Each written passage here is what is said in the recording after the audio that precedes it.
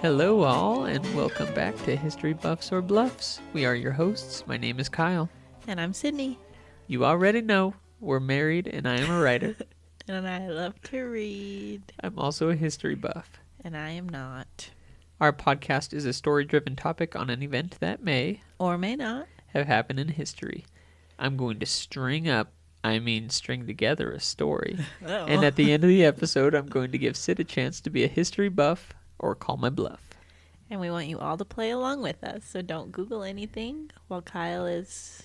What were you going to do? String together a story. Yarn. Back to the yarn. Crochet some stuff.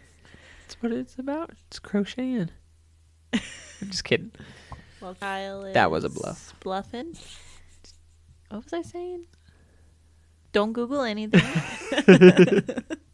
And see if you can guess it right. I'm very excited Oh, yeah. because me and my sister are planning our trip to go see Ed Sheeran. Oh, yes. It's a tradition. This is what, the 12th time you've seen him now? No. Like the 5th. Because I love him. And he just means a lot to me. He means a lot to you. His songs His mean music. a lot because he kind of started getting big when we got together. And a lot of our relationship songs are his. Yeah. We're very unique in that The regard. first time you told me you were falling in love with me, we were dancing to Thinking Out Loud. Oh, yeah. And then you proposed to How Would You Feel? Mm-hmm. And then our first dance at our wedding was Perfect. It was a perfect dance. Shut up. And then when we had our first kid, we listened to Sandman all the time. Yeah. And yeah, He's always been around. he's just been around. Yeah. And so that's why I like to go see He's him basically so much. making all the music for us. It's pretty much about our relationship. He wrote it for our relationship. You hear that, Ed? If you're listening. Thanks, Ed. we appreciate it. Yeah, no, you've gone to a lot of his concerts. Yeah, and one of them was in Vancouver, and me and my sister went to see a private intimate theater show that he did, and it was like the best night of my life. That was the best night of your life. Amazing. I feel so good about that. No, he just he played his entire Subtract album. He interacted with the crowd. He told stories in between songs about how he wrote the songs. And me and my sister were very close to the stage. And it just felt like it was like a private living room show, and it was amazing. Even though there's still 1,500 people there or something like Yeah. that. But Not quite private, it but just still. felt like it was just the 4 of us. I mean, the 3 of us. Just me, her, and Ed hanging out. Him Good. serenading us. Gonna try to find another secret Ed spot. Maybe. One of his side quests. what As you- people call them. That's what you call it. He's literally the most down-to-earth singer ever. And Bold of you to assume that. he is. Look at what he does. And his voice is like the angels singing. Okay. Anyways. So yeah, we're starting to plan our trip, and I will not tell you all where we're going, just in case anybody tries to stalk and kidnap me, but I will say I am excited. So anyways, let's Yeah. get to it, because it's late. Yeah, it's very light. What is our topic this week? Well, for those who don't know, Sydney is part Dutch. Oh. Yeah, so I thought we'd cover some history of the Dutch. Oh. I have a Dutch coworker. You do. Yes. But today, we are going to cover the lynching of Johan and Cornelis de Witt. I don't want to know about lynching. Get ready. Oh. This one's explicit. Oh no, I don't want to know. I changed my mind. I quit. I want to quit. I think I'm going to go to bed instead.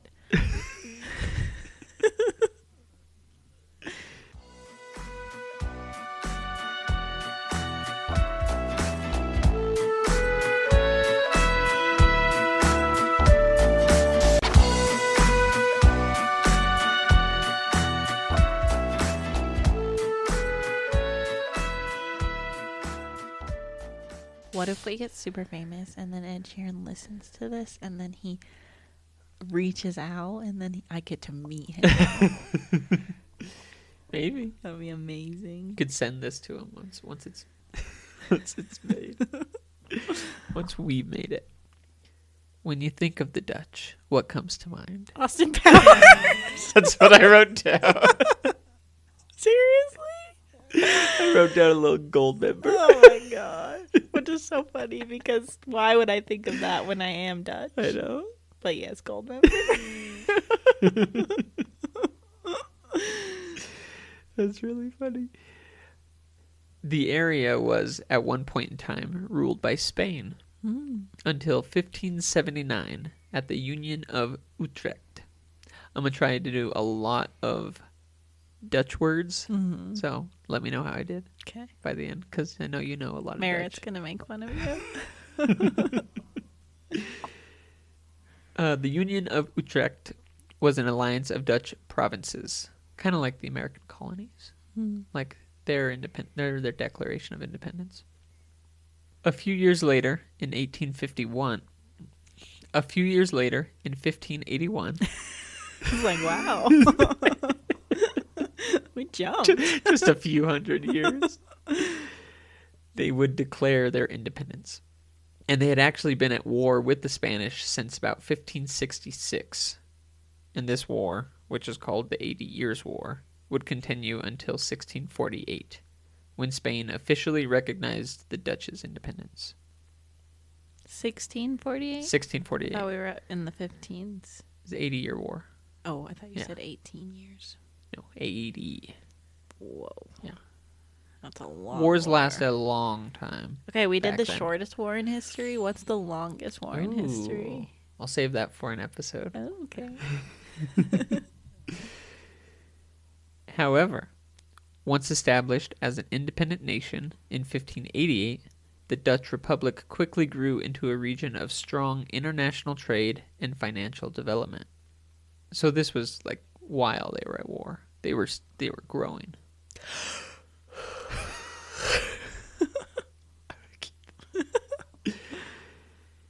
Amsterdam became a major port for shipping and trading, stock exchange, and even public debt markets. And prostitution. Actually, I didn't look up when the red light district started. Should have. Yeah, we went to Amsterdam. We did. Yeah. And I went to the red light district. Another one of our travels. Yeah. I wasn't allowed to go. You had to watch Noel. I had to watch Noel because he was sleeping. And I didn't really have a desire to go there. It was sad, to be honest. It was so sad. There were like girls in the window, and you could tell they just did not want to be there, and they were just like, some of them were just like scrolling on their phones. It's not like in the movies when they're trying to. I mean, some like of them dancing. were like that, but most of them were just like, they looked bored, probably over it. Yeah, really sad. Yeah. Well, this time, that wasn't happening, as far as I can tell. I think it was. Maybe it was. I didn't go into that. Because it was also a place of religious tolerance. Oh. And there were a lot of Protestants, Jews, and even Catholics who were fleeing religious persecution. And they were welcomed from all the neighboring countries. Even some of the pilgrims who would later board the Mayflower to North America had called Holland their home for some time. Despite seeming like a wonderful place, there was also the founding of the Dutch East India Company, which was a trade company that shipped all over the world. Can you guess what they were known for shipping specifically? It's a pretty big export back in the day. Give me a hint. It's people. Slaves? Slaves? Yes. Oh. The Dutch East India Company. You never heard of that? I think I have. Have you? No. I don't know. Did you make it up? I don't know. You make me second Let's guess get myself. Let's continue. I'm just saying that it wasn't all hunky dory. There was still the 1600s. So, yeah. Anyways, from 1588 to 1672, this time was considered the Dutch Golden Age. Everything was going right for them. The country was making a lot of money. They were successfully fighting off the Spaniards, gaining a lot of power and influence. And then the Rampjaar occurred. The what? The Rampjaar. What is that? Well, before we can talk about the Rampjaar, we need to... Is that how you pronounce it? Uh-huh. I made sure. Rampjaar. We could ask Merritt on that. But we need to discuss our ill-fated brothers. Cornelius and Cornelius. Johan and Cornelius.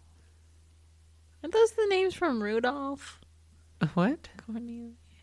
That's Yukon Cornelius. Cornelius. Yukon Cornelius. And then what was these ones? Johan. Johan. Cornelius. That's very close to the Rudolph name. That's true. It is. I didn't think about that. True. You did. In 1653, after decades of flourishment, Johan de Witt was appointed as the Grand Pensionary of Holland. It was the highest seat of office that one could hold in the Dutch Republic, a lot like a prime minister. And from all accounts, he presented himself as a humble civil servant. He would stroll the streets of The Hague with no protection and merely a single servant. After all, he was a servant in his own right, a servant of the people. Why would he need to be escorted for his own protection from them? He was also the leader of the Dutch States Party, which was a Republican political faction, favoring the power being in the hands of the regenten. Wait, they had Republicans in Holland? Yeah, it's not the same like political faction, but yeah, it was a Republican faction, like political leaning. Okay. Yeah, doesn't mean they're exactly the same. Oh, good. They favored power being in the hands of, like I said, the regenten. What does that mean? You could think of them as like wealthy elite families who held power for generations, like political families, like the Rothschilds. You're gonna get us killed. Their opposing faction were the Oranges. Why'd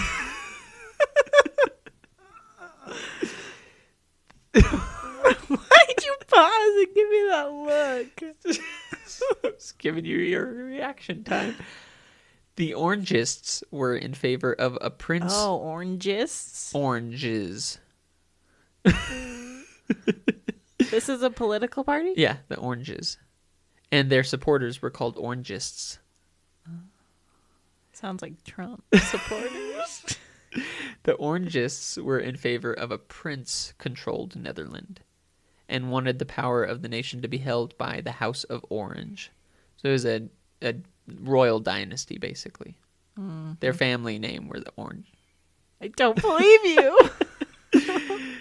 So essentially, the support was split between wealthy individuals from elite families or a royal family to be in charge.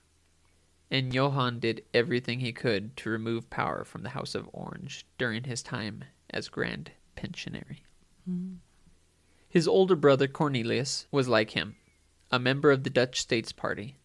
He held a few different offices, including a schepen, it's like a counselor of their hometown of Dordrecht.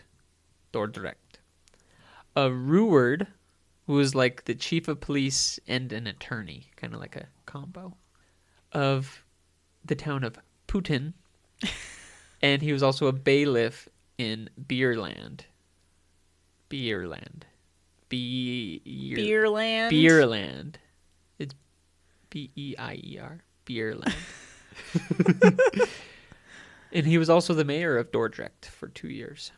But he was always in support of his brother Johan, who, from all accounts, was like the more respected brother. He had a more of a political personality. So I would hate him.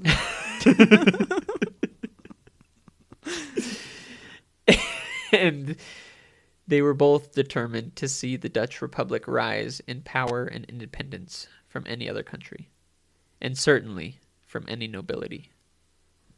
But then, the Rampjaar came. What is that? Is that a person? No. Is that an event? Sounds like a monster, huh? It does. It's not. Oh. In Dutch, Rampjaar simply means disaster year. But there's nothing simple about it. This was a time of great political unrest, losses in war, in territory, and there were even assassinations. Why do you always talk about political unrest? It happens a lot. I'm pretty sure you've mentioned political unrest in all of our episodes. That's not true. Not every single one. But it's still recorded as a very specific time in Dutch history, even though it only lasted for 1 year. And it all started with invasions. Yes, I said invasions. Aliens. Multiple. Aliens. Alien to Dutchland. France, England, and the German principalities of Munster and Cologne all attacked at once. The armies took to land and sea, taking large areas by force and halting all international trade. The lifeblood of the Dutch Republic. It got so bad that the Dutch were forced to flood part of their land by opening the Hollandic water line, which was an interconnecting group of natural waters. When strategically opened, they flooded a low-lying area of land, and this essentially made traversing through it impossible. It halted the invading armies and gave the Dutch a moment to breathe. Unfortunately for the De Witts, that next breath was used in outcry at the leadership of Holland. And one of the loudest voices was William of Orange. He was the prince of the House of Orange, and in his opinion, the rightful heir to the throne that the Dutch States Party currently resided in. Now, he did have a solid claim for the throne, as his father, William II, was the stadholder, like national leader, until his death in 1650. And shortly after his death was when Yohan was made the Grand Pensionary. William III was born a week after his father's death, and he yearned for the throne. Oh, he yearned. He yearned. Wow. But not yearned. He really desired the throne. Like It was his rightful throne. what's that guy's name? Who? Khalid. Khalid? Oh, from the Shortest War. Yeah. Yeah, like Khalid. Yeah. You thought it was his. Now, I said earlier that Johan did everything in his power to keep the House of Orange out, remember? Yeah. Well, one of the things he tried to do was a little shady. Uh-oh. When Did he hang somebody? No. That'd be a lot of shady. Yeah. Just a little shady. When he first took office in 1653, the Dutch were actually at war with England for a little bit. This was separate from the current invasion of England, France, and Germany. This was called the First Anglo-Dutch War.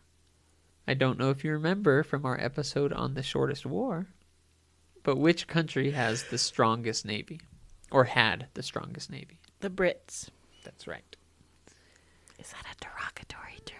I don't care. You could be derogatory towards the Brits. We have UK listeners. We have to be nice. I'm sorry.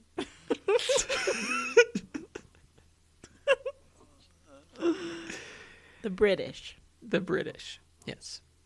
And they used that navy to essentially block Dutch ports and cause an economic crisis. Sounds like what's happening today. Yeah, because when you can no longer import and export supplies, everything begins to slowly fall apart. History repeating itself. Now, Johan knew this, and he quickly struck a peace deal with England. But one of England's conditions was that the House of Orange should be excluded from power permanently. Why? Well, Lord Protector of the Commonwealth of England, Scotland, and Ireland, Oliver Cromwell. Is that actually his title? That's his title. Say it again. Lord Protector of the Commonwealth of England, Scotland, and Ireland, Oliver Cromwell. Oh my gosh. Jeez. He supported the House of Stuart. This was a dynasty house of England, Scotland, and Ireland in that area, and were in opposition of the House of Orange. Where do they come up with these names? It's the names of the people. Oh. Is this why the Dutch colors are orange? Color is orange. Maybe. Spoil ahead. Cromwell didn't want William III to gain traction and power, and this was his attempt to keep him away from the throne. Because when someone had a throne back in the day, they liked to invade other nations. That's kind of what they did. Yohan knew that this would be political suicide. He was essentially siding with a foreign nation to keep a Dutch dynasty from taking the throne. But the war was tightening its clutches around the Dutch's throat, and Yohan knew they wouldn't last much longer. He knew an end to the war and an agreement with England would be beneficial to the Dutch Republic. So he agreed and convinced the members of the Dutch States General to sign the Treaty of Westminster with him and Cromwell. Isn't it Westminster in UK? Yeah, it's with England. It's a treaty with Westminster. It's Sound like you don't know what you're talking England about. and Dutch. What? Okay. Okay. However, the shady bit was the inclusion of the Act of Seclusion into the treaty, which gave Cromwell what he wanted and excluded William III and any member of the House of Orange from office of stadtholder. How did they not read that fine print? It was secluded. It was hidden? It was hidden, yeah. Like a really long document that would take forever to read, and you're not going to spend the time to read it. So the people could just jam as many things as they want in there, and then it gets passed, and then that's a law. Is that what happens today? That's a law. Yeah. But this was kept hidden from the rest of the Dutch States General, and only a few others had known about it and agreed to keep it hidden. But this was leaked to the public by one of DeWitt's clerks, and it was an ever-present stain on the DeWitt's leadership. And now, nearly 20 years later, it was coming back again to bite him in the backside. Uh-oh. Like I said, all of that was in 1653 and 1654. But in the Rampjaar,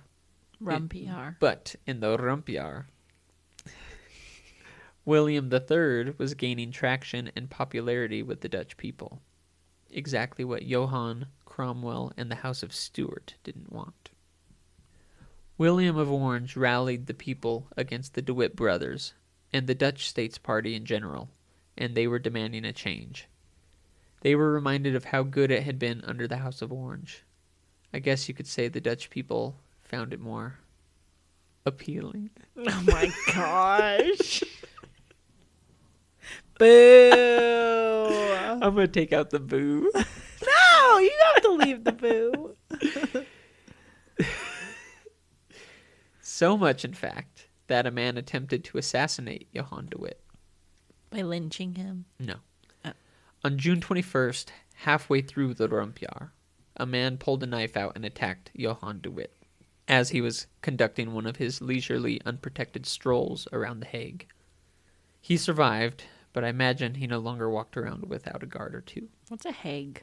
It's like it's not the capital city, but it's the city that has like their government offices. It's a city called The Hague. Oh, The Hague. The Hague in English. But is it The Hague? It might be The Hague. The Hague? The Hague. Dog.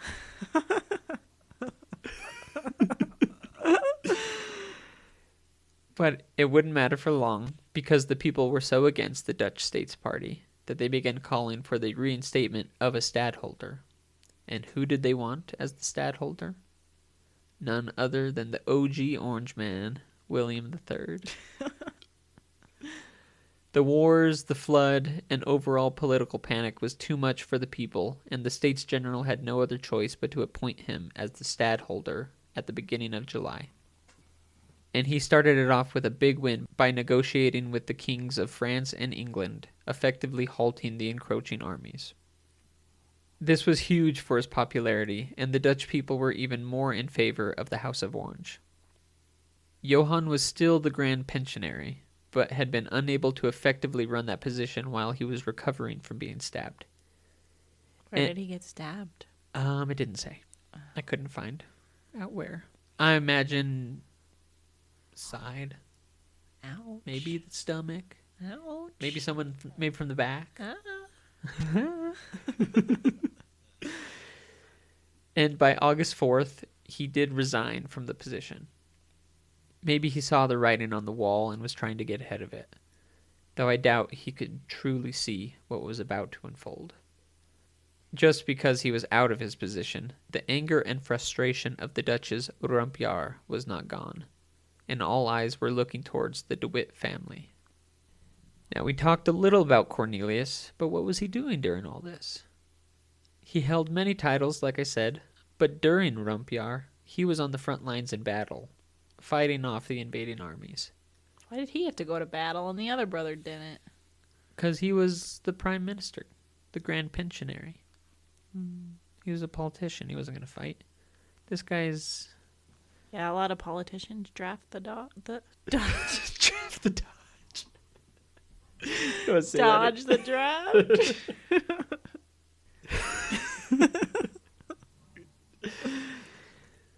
He was a distinguished man, but from all accounts tended to be more antagonistic to people. He lacked Johan's composure and didn't come off as a down-to-earth common man like Johan liked to portray.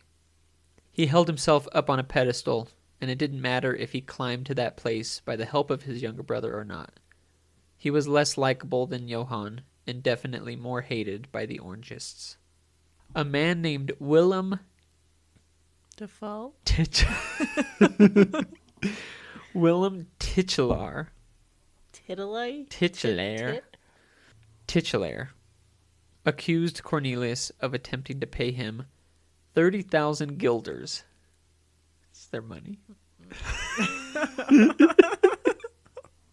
It was their money at the time. Okay. It's called a guilder. A guilder? Is it like a coin?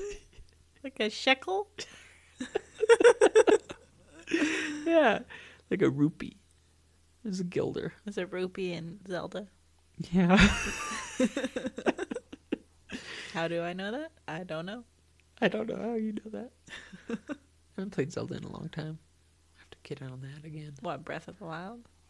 Yeah. Have you beat it yet? No. Oh my gosh. It's too long. I don't have the time. Yeah, true. Yeah. But what was he trying to pay him 30,000 guilders for?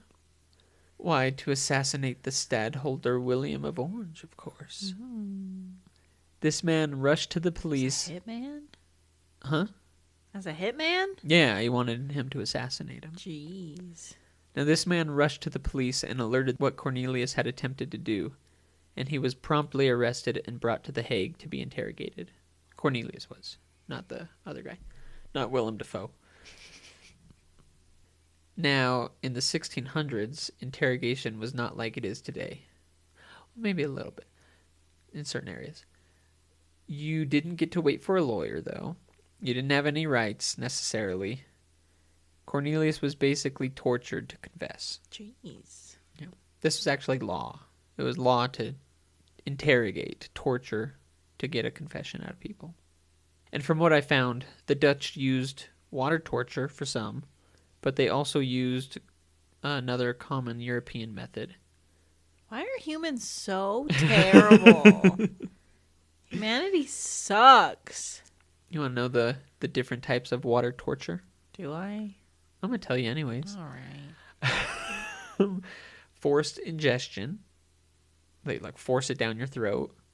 Waterboarding, Yeah. which you probably know. You are strapped down, something covers your head, and then basically slowly drowned.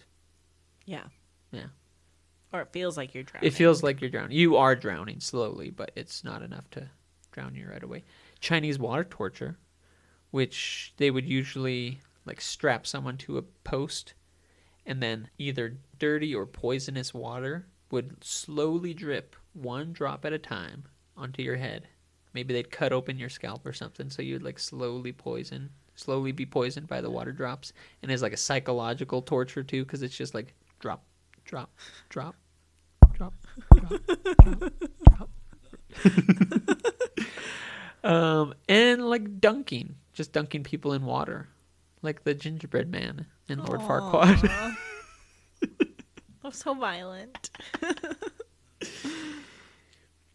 But the one that I had found mentioned a lot was that Cornelius was put in the rack and questioned if he ordered the assassination. Assassination. Assassination. He ordered the assassination.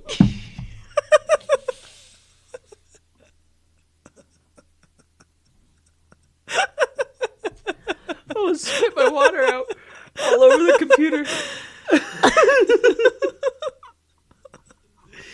The assassination. Now, what is the rack? Do you know? No. Okay. The rack was a large, almost like an open-framed bed of wood, often suspended above the ground. Is this the thing that they put their head and hands in? No. Like at the Renaissance Festival? No, this is a lot worse. Oh. So, ropes or chains were at the head and foot of the rack, and the victim's wrists and ankles were tied up so that they were laid flat on their back, kind of shaped like an X, like that. Yeah. And then those ropes or chains were fed into an axle, which was then slowly turned, and it would stretch their limbs. Stop it. Until their joints would be dislocated. What is the matter with people? Who comes up with this stuff? I don't know who came up with it. I should have looked it up. But it was a very painful, very effective torture method. Every episode, I am so disappointed in humanity. We're not even done with this episode yet. Who wouldn't confess to their crimes, or even confess to crimes that they didn't commit? True, just to get out of it, huh? Yeah. Cornelis de Witt, that's who. Because despite being brutally tortured, he refused to confess to the assassination plot. Wow. And Yohan ran to his brother's defense, apparently even bringing forth evidence that cleared him of any wrongdoing.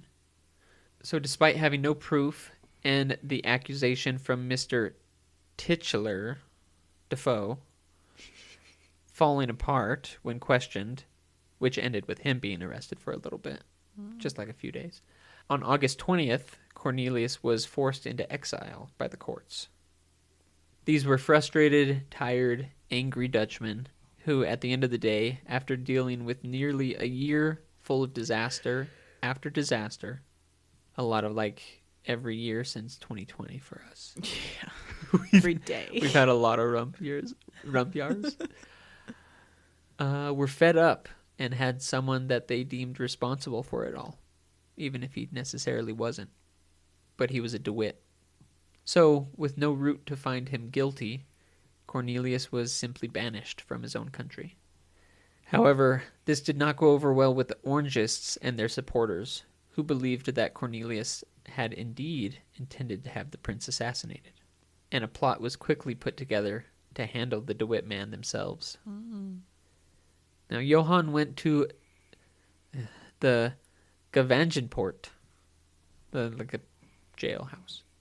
The prisoner's gate is what it's called. The gulag. The gulag. The Dutch gulag. To get his brother prepared for his exile. He was going to help him out and like send him on his way. Because he had also like lost all of his titles, all of his money. Like he was stripped of all of it. Wow. And so Johan was going to give him a little something to go. Yeah. Yeah. No doubt he was pained over the decision, but probably believed they could fight the banishment and bring Cornelius back to his homeland. But before he could even gather his brother, a crazed mob broke through the doors and quickly dragged the two brothers out.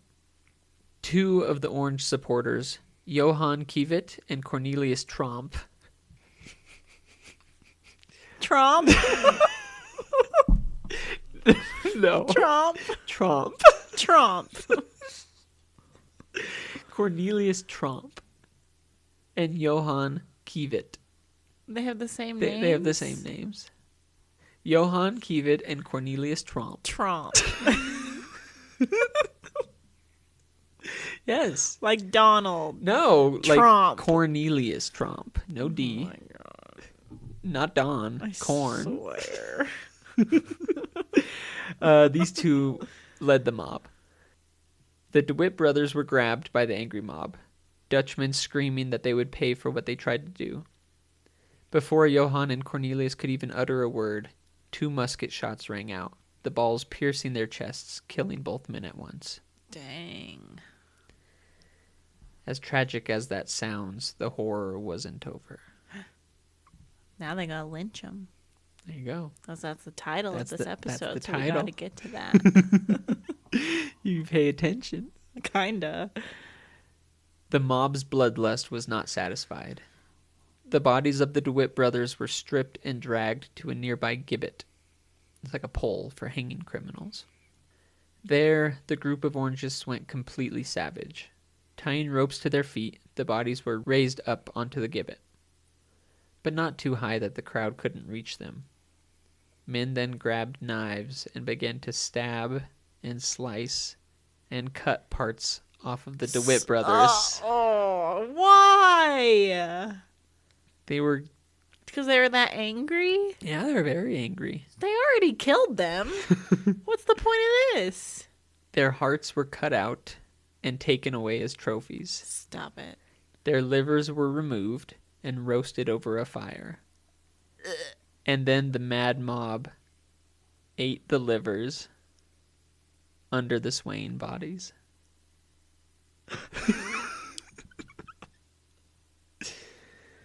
I'm speechless. That is terrible. It's even said parts of the bodies were sold to passersby. Savage. Yeah. Don't mess with the Dutch. Don't mess with the Orange Man. Jeez. From all accounts, though, this wasn't a crazed frenzy. People were very calm throughout the incident. They were calm. Besides Taking out the heart. Besides chopping them to bits. Besides the lynching and cannibalism that they partook in. The Dutch states demanded order after these brutal killings. William III called for peace, but as stadholder, he was also beginning his reign of Holland. Regentes were replaced by Orangists, and surprisingly, or maybe not, his supporters who did this, Witt and Tromp, and every other member of the mob, faced no charges for the killing, What? lynching, dismembering, and even eating of the DeWitt brothers. Why? I didn't say. They just faced no charges. That's ridiculous. There are theories that William III incited the mob, hence why they faced no criminal charges. But that has never been proven, and he always claimed innocence in the slayings. Regardless, William III continued in his fight against the invading armies, allying himself with Spain and the Holy Roman Empire. They retook the Dutch land that was taken, and he would eventually marry Mary II, the niece of Charles II, King of England. Wow. He would rally an invasion of England and take it, becoming the new King of England, Scotland, and Ireland, and the stadholder of Holland. Exactly what the House of Stuart was trying to avoid by working with Johan de Witt. Jeez. Johan de Witt ruled Holland for more than 20 years, and for the most part ran a successful nation, growing independence and power. He seemed to have the unfortunate luck to be in charge at the most disastrous time, the Rampjaar. had to say it one more time. The Dutch Republic would remain in power, sometimes with a stadtholder, sometimes without, until 1795. Power would change hands until 1815, when the Kingdom of the Netherlands was officially founded. The Hague still houses the Binnenhof, where the Prime Minister and the Senate reside. But in Dordrecht, there is now a monument that honors Johan and Cornelis de Witt, remembering the Prime Minister and his brother, who were eaten by their own people. That is so metal. Oh my gosh. Tell me, Sydney, did you stomach this episode? Barely. Was this a history buff or bluff?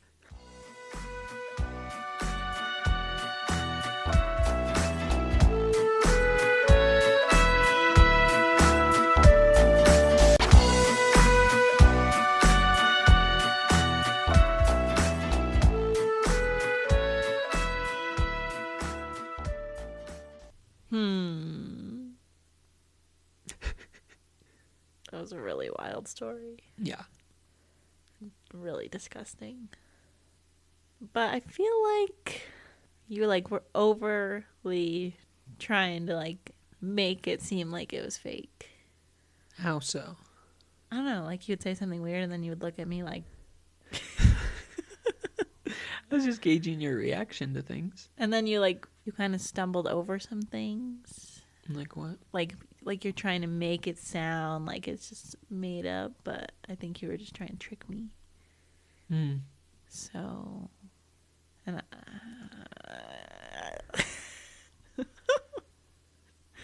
and I feel like you couldn't have made this up because of all those terms and stuff. But you do a lot of research. Google is a thing. Yeah. Shoot. I'm just gonna guess. I think it was true. Final answer? Yeah. Yeah, it was real. Yes! Dang it! How'd you get that? Yes. We're tied. 6 and 6. Oh my gosh. 4 more, baby. Were you going back and forth the whole time, or Yeah. was there a moment where you were like, this is real? I mean, I was still just going back and forth. Just to the very end. Yeah. Good guess. Thanks. I can't believe they did that. Yeah. They roasted their livers over fire and ate it? And maybe ate other parts too. I didn't go into all of that. Oh my God. Possibly an eyeball. Without cooking. You can't cook an eyeball. You just... That is disgusting. Crazy. Oh my gosh. They were that angry that they did that to them. Yeah. They could have just shot the guys and moved on.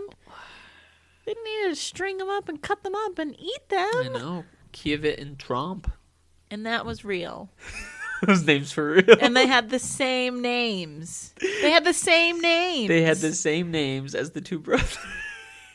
That is unbelievable. And I thought it was hilarious that his name was Tromp. Yeah. See, at that part I was like, there's no way. But then I was like, wait. Maybe it's just too crazy that it has to be real. Dang it. What do you think I was going to guess? I thought you'd think it was false just because it's so wild. Yeah. Maybe I did too many terms, too many names. But the names were so funny. I know. Trump.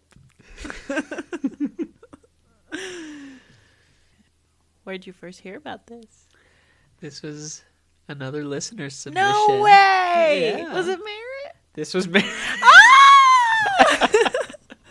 Yeah, it was from your coworker. That's so funny. I was gonna go in on Friday and be like, Merritt, you have to listen to our episode coming up because it's about the Dutch. She's going to. Yep, she is from the Netherlands. She reached out and told me about this No way. crazy history of yours, Yeah. as you are. Kind of Dutch. You're kind of Dutch. Maybe your family did this. I don't Are think you related so. to Trump? I hope hope not. But she did want to reassure me that that is not their typical dinner. Oh, good. That was a good story. I Thanks, know. Merritt. Yeah, thank you, Merritt. It was fun to research. That was crazy. Oh my gosh. Was all of it true, or did you add anything for dramatic effect? It was, yeah, it was all true. Wow. Unfortunately. There were Johan's reasoning for agreeing with the English. There wasn't a lot of information on that I saw. Mm-hmm. So I didn't add anything. I just didn't really go into it. Yeah. Are you sad right now? That you got it right. Yeah. Yeah, a little bit. You seem really I defeated. I thought I was gonna trick you. Now we're tied. Yes. Did you think it would be this close? Or did you think I would get No. all of them wrong? No, not all of them wrong. But I mean, I was on a pretty rough streak there for a while. I know. But now How many did I get wrong in a row? Like 3 or 4? probably just 3. Oh, that's a lot. But then you also got I thought you got 3 right in a row too Wow. early on. I No, don't know. 2. Anyways, yeah. Shoot, I thought I would be ahead a bit more. So I'm a little Neck and I'm a little nervous. You sweating? Do we have any other listener submissions, or is that it? That's it so far. So if you have any people, Send it Send to it in. Kyle, because the 2 that we've gotten have been really good. did you get both of them right? No, you didn't get naked voters. You sure? Did you get I it thought right? I got that right. Did you? I can't remember now. I know, it's all kind of blurring together. Good job. You're gonna have to do better I next know, I'm gonna- week. All right. I think I could get you. Well, I think you need to. Your tells aren't working anymore, my tells. or like your expressions. What expressions? Like, and some of them you've on the really crazy stuff. Like you look at me like it's fake. You're like, and before that tricked me, but now I'm starting to figure you out. I'm not trying to do anything. Fine, I'm not gonna interact with you at all. You're not That's gonna fine. interact with me at No, all. I'm just gonna say my But script. people like our banter. I will. You can't just ignore me. I won't ignore you. I can't ignore you. I'm just gonna be like, Kyle. But yeah, Sid, how does it feel to know that your ancestral countrymen cannibalized their own prime minister? That's pretty gruesome. Yeah. I thought, like, when you said the lynching, I just thought they were, like, gonna be hung. Yeah. I didn't realize they were gonna be shot, hung, chopped, sliced, Diced. diced, cooked, and eaten. Yeah. That is crazy. They did too much. Yeah. That was overkill. Literally. They overkilled. They thought they ate. As the kids say. They did eat. I hate that term.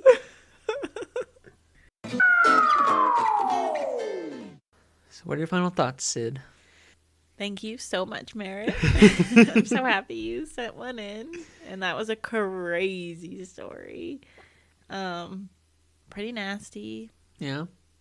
Gagged a little bit. I don't like that. I don't like gory stuff. Good thing it wasn't right after dinner Yeah, true. or before dinner. But it's right before bed, so now I'm probably gonna have nightmares. Yeah. Um, Let's see. Next week, I want you to come and tell the listeners about your nightmare, because I know you're going to have nightmares about this. If you're going to be one of the DeWitts, or if you're going to be with Trump in the mob. okay.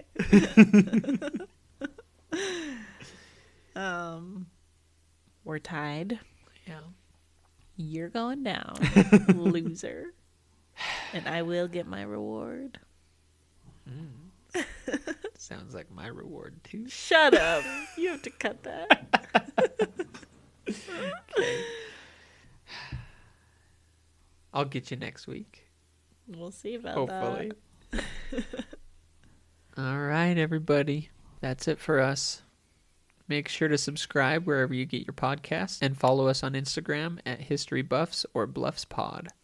And if you know of an obscure or crazy event in history like this one that you'd like us to cover, you can email it to Kyle at historybuffsorbluffs@gmail.com. Or if you have an idea of a wild, believable, but fake story, reach out as well, and Kyle may write it. I may write it. Just keeping it. No, Okay. just change it. Reach out as well, and I may write it. Thanks for joining us again. Tune in next week for another episode and help Sid find out if it'll be a history buff. Why do you do that? Why do you do that? I'm just like zoning out reading this. I'm so tired. Now I'm keeping both of them. Try again. I didn't even realize. I'm so tired. Thanks for joining us again.